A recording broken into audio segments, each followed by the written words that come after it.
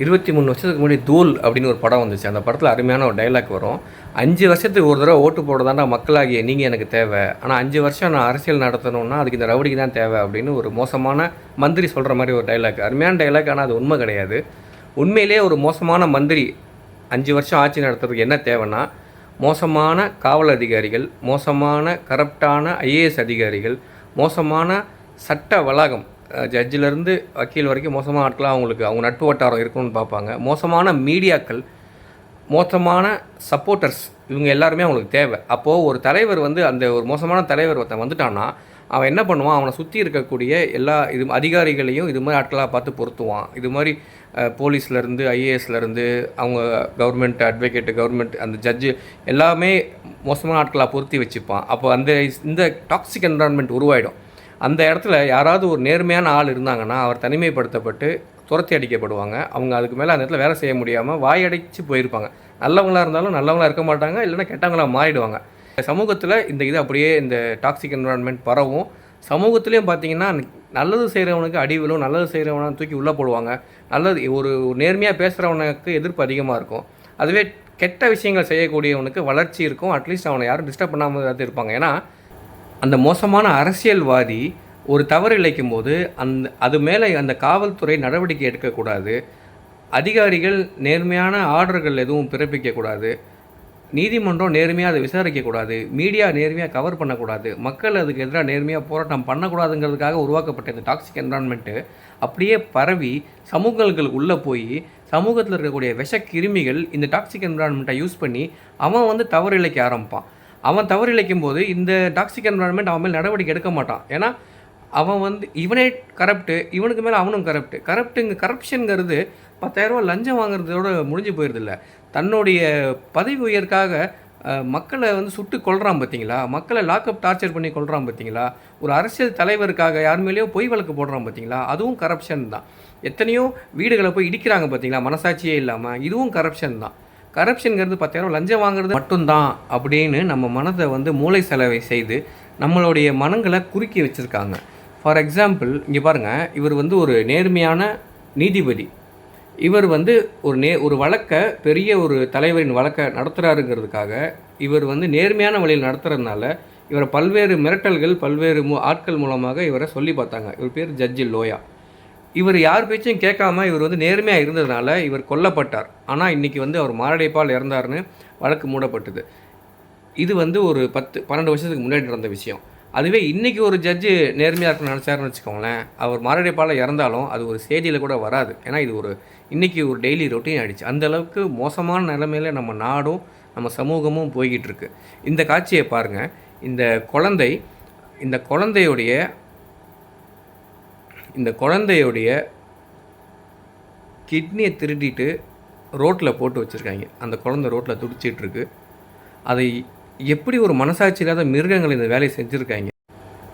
இதுக்கும் நான் பேசுகிற டாப்பிக்கும் என்ன சம்மந்தம்னு கேட்டிங்கன்னா, இந்த மாதிரி ஒரு கொடூரமான செயலை செஞ்சு இது மாதிரி ஒரு விஷயத்தில் ஆதாயம் பெறலான்னு அந்த விஷக்கிருமிகளுக்கு எப்படி தைரியம் வருது? ஏன்னா இந்த ஆட்கள் கரப்டான ஆட்கள், இவங்களை எப்படியாச்சும் நம்ம கரெக்ட் செஞ்சுக்கலாம், இவங்கள்ட்ட நம்ம தப்பிச்சிடலாங்கிறது தான். ஆசிஃபான்னு ஒரு குழந்தைய கற்பழித்து கொடூரமாக கொன்னானுங்கள்ல, அந்த கொன்ன கூட்டத்துக்காக ஒரு ஆளுங்கட்சி பிஜேபி கும்பல் எம்எல்ஏவோடு போய் கோர்ட்டு வளாகத்தில் ஒரு கொடி பிடிச்சி கோஷம் பண்ணான் தெரியுமா? இது மாதிரி ஒரு குற்றவாளிகளை காப்பாற்றக்கூடிய ஒரு கூட்டம் இருக்குன்ற ஒரு நம்பிக்கையில் தான் இந்த குற்றவாளிகள் குற்றம் புரிகிறாங்க. அதுக்கப்புறம் எத்தனை கற்பழிப்புகள் ஹத்ராஸில், உன்னாவில், உத்தரப்பிரதேசில், இந்த பிமாரு ஸ்டேட்டு ஃபுல்லாகவே தினம் கற்பழிப்பு. முன்னாடிலாம் நியூஸில் வரும், துடிப்போம். நிர்பயான ஒரு கேஸ் வந்தப்போ நாடே துடிச்சுது. இன்றைக்கி கற்பழிப்புன்னு வந்தால் யாருங்க கண்டுக்கிறாங்க? நீங்கள் மனசாட்சியை தொட்டு பாருங்கள், எத்தனை கற்பழிப்பு செய்திகளை நம்ம பார்க்குறோம். ட்விட்டரை திறந்தா ரேப் கேஸு தான். இந்தியா டெல்லியை ரேட் கேபிட்டல்னு சொன்னது போக இப்போ இந்தியாவே ரேட் கேபிட்டல் ஆஃப் வேர்ல்டுன்னு சொல்கிற அளவுக்கு நிலைமை ஆயிடுச்சு. அந்த ஒவ்வொரு குற்றவாளியும் காப்பாற்றப்பட்டுக்கிட்டு வர்றான். எப்படி கரப்டான கவர்மெண்ட், கரப்டான அதிகாரிகள், கரப்டான ஜுடிஷியரி. இதை நான் பேசுகிறதுனால எனக்கு எவ்வளோ பாதிப்பு வந்தாலும் பரவாயில்ல. இதன் மூலமாக 4 பேருக்கு ஏதோ ஒரு விஷயம் தெரிஞ்சால் சரி. ஆக மக்கள் மாறினா தலைவர் மாறுவாங்க, மக்கள் ஒழுங்காக இருந்தால் தலைவர் ஒழுங்காக இருப்பாங்கிறதே ஒரு ஸ்கேம். டோட்டலாக மக்களை ஒரு ஏமாற்றும் வேலை. தலைவர்களும் நாடும் அந்த அரசு இயந்திரங்களும் நீதித்துறையும் எல்லாமே கரப்டாக, மீடியா முதற்கொண்டு கரப்டாக இருக்கும்போது மக்கள் எப்படி நேர்மையாக வாழ முடியும்? மக்கள் எவ்வளோ நேர்மையாக இருக்காங்களோ அவ்வளோக்கெவ்வளோ அவங்க பாதிக்கப்படுவாங்க. இந்த விஷக்கிருமிகள் வந்து அந்த நேர்மையாக வாழக்கூடிய மக்களை வந்து தொந்தரவு செய்வான், கொடுமைப்படுத்துவான்.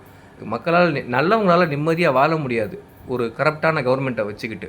கரப்டான கவர்மெண்ட் இருந்தால் அதை அப்புறப்படுத்தணும். நியாயமான கவர்மெண்ட் இருக்கணும். அந்த நியாயமான கவர்மெண்ட்டுக்கு நியாயமான தலைவர்கள் வேணும். நியாயமான பிரதமர், நியாயமான முதல்வர், நேர்மையான அதிகாரிகள் நாட்டை மாற்றிடலாம் அப்படின்னு சினிமாவில் காட்டுறாங்க பார்த்தீங்களா? அது எல்லாமே பொய். ஒரு 2-3 நேர்மையான அதிகாரிகளை பற்றி சொல்கிறேன். சஞ்சீவ் பட் அப்படின்னு சொல்லிட்டு இந்த குஜராத் கலவரத்து நடந்ததில் அதில் ஒரு அறிக்கை கொடுத்த ஒரு நேர்மையான அதிகாரி அந்த ஐபிஎஸ் போலீஸை அரெஸ்ட் பண்ணி 8 வருஷமாக உள்ளே இருக்கார். அவர் குடும்பம் வந்து அவருடைய நீதிக்காக போராடுது. ஆனால் இன்றைக்கி ஐபிஎஸ் சங்கங்கள் இருக்குது பார்த்தீங்களா, அவருக்காக ஒரு கூட பண்ணலை. ஒரு தன் நேர்மையாக இருந்தால் அவன் இப்படி தான் வஞ்சிக்கப்படுவான், அரெஸ்ட் பண்ணப்படுவான், அவன் குடும்பமே இப்படி தான் வந்து அநியாயம் இழைக்கப்படும்னு ஒரு எக்ஸாம்பிளாக பண்ணும்போது, இந்த சங்கங்கள் இருக்குல்ல, ஐபிஎஸ் அசோசியேஷன், அந்த இடத்துல ஒரு நேர்மையான அதிகாரி இப்படி துன்புறுத்தாதீங்கன்னு அந்த இடத்துல கேட்கல பார்த்தீங்களா, அடங்கி போகிறாங்க. ஏன்னா அதிகாரம், அதாவது அதிகாரிகள் என்பது அவங்க பேர் தான் அதிகாரிகள். ஆனால் அவங்க அதிகாரம் வந்து அரசியல்வாதிகள்கிட்ட இல்லை, மக்கள்கிட்ட தான். அரசியல்வாதிகள் அவங்க மேலே அதிகாரம் செலுத்தி அவங்கள கட்டுப்படுத்துவாங்க. ஸோ யாருமே இப்போது இன்னொரு சின்ன எக்ஸாம்பிள் சொல்கிறேன், சிம்பிளாக சொல்கிறேன். இந்த அமெரிக்கா வார் ஆரம்பிச்சில்ல ஈரான் மேலே, ஆரம்பித்ததுலேருந்து கிட்டத்தட்ட ஒரு 18 இராணுவ தளபதிகள் வந்து மாற்றப்பட்டிருக்காங்க. பல அரசாங்கத்தில் பல அங்கங்கள் வந்து மாற்றப்பட்டிருக்காங்க. முக்கியமான ரெஜிம் சேஞ்ச் வந்து ஈரானில் பண்ணுறேன்னு சொல்லிட்டு இவங்க அமெரிக்காலே இப்போ பெரிய ரெஜிம் சேஞ்ச் நடந்துக்கிட்டு இருக்கு. என்ன காரணம்னா, இந்த அதிகாரிகள் ட்ரம்ப்போடைய இதே not dancing for the tune. அப்போ சரிப்பட்டு வரலன்னா அவன் இவனை தூக்கிட்டு கரப்டான அதிகாரிகளை தூக்கி உள்ளே கொண்டு வந்துகிட்டே இருக்கான். அவனுக்கு திறமை இருக்கோ இல்லையோ அதை பார்க்காம இவன் சொல்கிற பேச்சை கேட்டால் போதும் அப்படிங்கிற நிலைமையில தான் அவன் ஆட்களை உள்ளே கொண்டு வந்து இன்றைக்கி அமெரிக்காவுடைய முக்கிய இராணுவம் மற்றும் அரசியல் பொசிஷன்ஸ் பார்த்திங்கன்னா ட்ரம்ப்போடைய ஆட்களால் இன்றைக்கி ஃபில் பண்ணப்பட்டு வந்துகிட்ருக்கு. அதே மாதிரி இந்தியாவிலையும் நடக்குது, தமிழ்நாட்டிலையும் நடந்துக்கிட்டு இருந்துச்சு. ஒரு சின்ன எக்ஸாம்பிள் சொல்கிறேன். இப்போது ஒரே காவல் நிலையத்தில் 9 காவல் அதிகாரிகள் இரட்டை மரண தண்டனை விதிக்கப்பட்டிருக்காங்க நீதிமன்றத்தில் ஒரு நேர்மையான நீதிபதியால். அது எப்படி இது சாத்தியமாச்சு அப்படின்னா, ஓரளவுக்கு நேர்மையான அரசாங்கம் இங்கே இருக்குதுன்னு வச்சுக்கோங்களேன். ஏன்னா அன்னைக்கு இந்த 9 காவல் அதிகாரிகள் ஒரு 2 அப்பாவி, ஃபீலிக்ஸ் ஜெயராஜன்ற ஒரு அப்பா பிள்ளையை அடித்து கொல்லும்போது அன்னைக்கு இருந்த தவறான அரசாங்கம், மோசமான அரசாங்கம், இந்த 2 பேரும் மாரடைப்பால் வந்து செத்து போனாங்க அப்படின்னு வந்து ப்ரெஸ் மீட்டு கொடுத்தது இன்னும் என் கண்ணுக்குள்ளே நிற்கிது.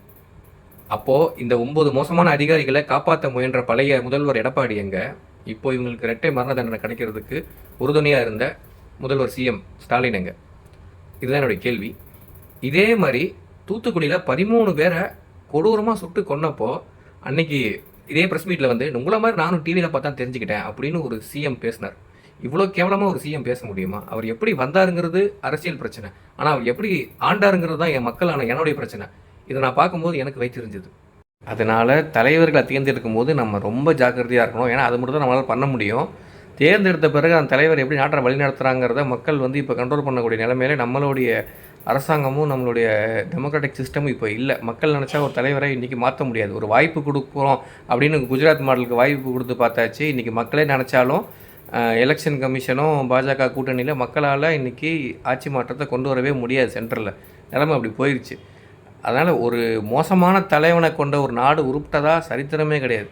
அதனால் நம்ம நல்ல தலைவரை தேர்ந்தெடுக்கிறதுக்கு என்ன முயற்சியோ அதை பண்ணுவோம். நமக்கு பார்க்கும்போது எல்லா தலைவர்களும் மோசங்கிற மாதிரி தான் தெரியும். ஆனால் இதில் யார் மக்களுடைய உண்மையான நலன் கருதி செயல்படுறாங்க, திட்டங்களை கொண்டு வர்றாங்க, மக்களுடைய போராட்டங்களுக்கு யார் செவி சாய்க்கிறாங்க, மக்கள் வந்து அதிருப்தி அடைகிறாங்கன்னா அதை கண்டு எந்த தலைவர் உண்மையிலேயே அஞ்சுறாங்க, இல்லை யார் வந்து எகத்தாளமாக பேசிட்டு ஜாதி இதுக்கு முன்னாடி ஒளிஞ்சிக்கிட்டு வாழ்க்கையை பொல போட்டுறாங்க அப்படிங்கிறத நம்ம கண்டுல தேர்ந்தெடுக்கணும்.